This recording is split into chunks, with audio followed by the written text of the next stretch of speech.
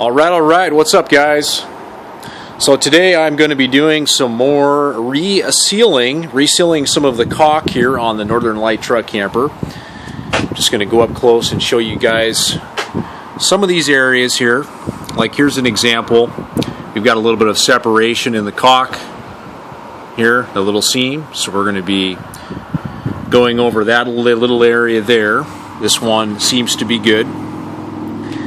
So those of you that think, well, you know, if I just buy a brand new camper or a brand new RV, I'm not going to have to do any maintenance. I'm not going to have to do any sealing. I'm not going to have to do a damn thing. Well, I hate to inform you, but you're slightly misinformed. You're slightly mistaken. There is always maintenance that needs to be done on these rigs, on these RVs, and this is just one of them that you do have to stay on top of, because if you don't, caulk these kind of things, that's going to allow moisture, it's going to allow air, it's going to allow a lot of bad things that can happen to your RV. So really, really important that you stay on top of this, and it will make your maintenance a lot easier. I'm going to jump up on the roof and show you guys another location that I got to seal up. Okay, pardon the wind noise. I do live at the beach, and I don't have any fancy wind muffing mics or any of that other stuff at the moment. So here's another problem area. You can see we've got a little separation going on right there. Hopefully you can see that, the separation in the caulk. This is on the rear tail light of the camper. So these are the kind of points that you really need to, you've got to, like I said, you got to stay on top of. So I am going to show you guys what it looks like here and some of the things that I do to, how I go about sealing these off. How are my vents looking? Vents are actually looking pretty good. Last year I put I brush painted on some of this white Alcard rubber roof coating. I brushed it on, and it's actually looking pretty good. We do have on this one here, if you can see, I don't know if you're going to be able to see or not, we've got a little bit of cracking going on right here. And this is the kind of stuff you got to be looking for. These cracks.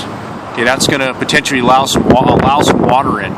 So I'm probably going to brush coat another one on right here. And everything else looks pretty good from what I can tell. Just kind of an FYI here on these Northern Lite ones. You really don't have to be concerned about it on this camper. You've just got to be concerned about this. There's they double seal these vents, and actually all these everything is double sealed. So you just got to, all I've got to do is just brush coat maybe once a year or once every 2 years some of that Alcard rubber roof coating over here. Real easy to do. Okay, here's another spot on the rear taillight assembly. We've got a little bit of separation going on right here on this corner. So this is the kind of thing where you could get some water in your taillight assembly and crud. So this kind of stuff you've got to be also getting sealed up. And here's another one on the shower, the outdoor shower. A little bit of separation right here on this corner. So you can see here I've just taped off this section here so I don't put any of that adhesive sealant on the camper or on this frame here. I just try to keep it concentrated, keep the sealant concentrated in that seam. And I'm using some mineral spirits to clean that seam first before I apply the adhesive sealant. This is the stuff I'm using, Fast Cure 4000 UV.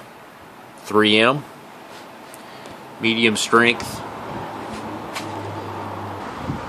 So first thing I want to say is my experience using this product, a little goes a long way. So as you can see, I just cut a small portion of the tip off, and then I just went ahead and applied it, and then I just took wearing some rubber gloves, some heavy duty rubber gloves, and then I just smeared it along that joint So this came out really clean. I'm really happy with the way this turned out, and then I didn't get any excess on the camper. So this seems to be a good method that's working pretty good for me. So this is an after shot of what it looks like after sealing it. A couple of other shots.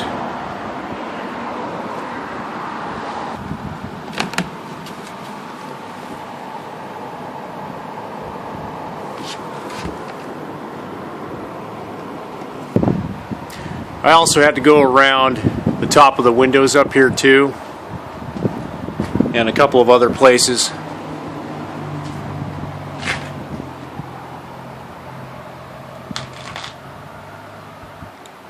So just a couple of other tips if I haven't said yet. Some of the things I recommend to do this job, I recommend just some of this painter's masking tape. I just finished, so you definitely want to have some good heavy-duty rubber gloves. You don't want to get this stuff on your skin, contact with your skin. Just some good odorless mineral spirits. I want to show you guys too. This stuff is kind of a one-time use, because as you can see, ended up breaking the tube a little bit here, popped some holes in it. So you pretty much use this stuff once, and then you just toss it and you throw it away. You're not really going to be able to reuse it. So that's kind of why I don't buy this stuff in the caulk, or you can buy this stuff in the tube of caulk and use a caulk gun, but a little goes a long ways. I mean, as you can see here, I probably barely used half of one of these little 3-ounce tubes. I bought this on Amazon.com.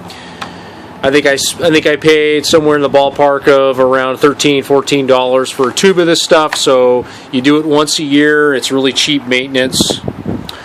This was just a pick tool that I used to scratch out some of the caulking joints. You know, for example, this little joint right here, I just noticed needed a little bit of caulk there. So anyways, that's how I did it. Just a little show and tell video. Thanks for watching, thanks for commenting, thanks for liking, thanks for subscribing. Thanks for all of your contribution. Take care, guys, and we'll see you on the next video. Take care.